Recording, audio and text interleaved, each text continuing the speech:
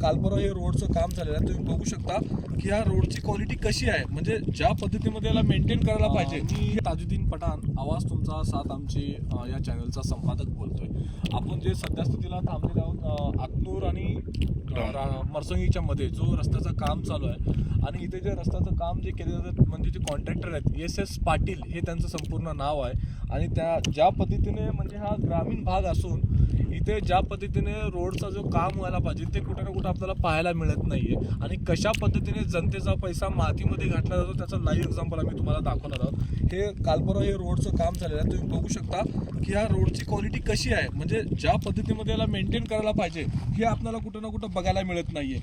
म्हणजे कशा पद्धतीने जनतेचा पैसा फक्त आणि फक्त मातीमध्ये घालून ते संपूर्ण स्वतःचे पोट भरण्याचे यांचे कामे चालू आहेत.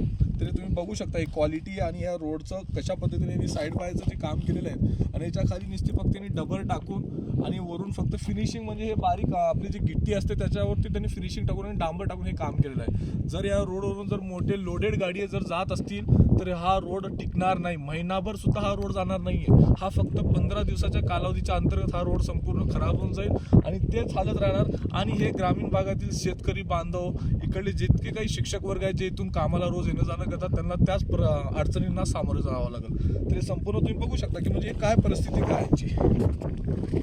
आणि जेव्हा आम्ही त्या रोड कॉन्ट्रॅक्टरच्या सुपरवायझरला फोन केला आणि त्यांना जेव्हा माहिती घेतली ते बोलतात की आम्ही साहेबाचा नंबर देऊ शकत नाही.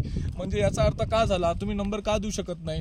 तुम्हाला सहकार्य म्हणजे आम्ही स्वतः तुम्हाला फोन करून विचारतोय पण तुम्ही बोलताय आम्ही नंबर देऊ शकत नाही. त्यांना आम्ही तुमचा नंबर टाकलेला आहे, ते तुम्हाला फोन करतील असं आम्हाला बोललं जातं. आणि तुम्ही म्हणजे संपूर्ण या सगळ्या गोष्टीला फक्त ग्रामीण भागामध्ये जेव्हा हा रोड कितीतरी लेटर पॅड कितीतरी प्रोसेस केल्यानंतर हा इथल्या भागातील नागरिकांना हा रोड भेटलेला आहे, तरी पण या रोडची अशी बिकट अवस्था आहे. म्हणजे खूप लाजिरवाणी गोष्ट आहे. आणि इकडलं प्रशासन ह्याच्याकडे लक्ष द्यावं आणि योग्य ती कार्यवाही करावी आमची ही विनंती आहे. धन्यवाद.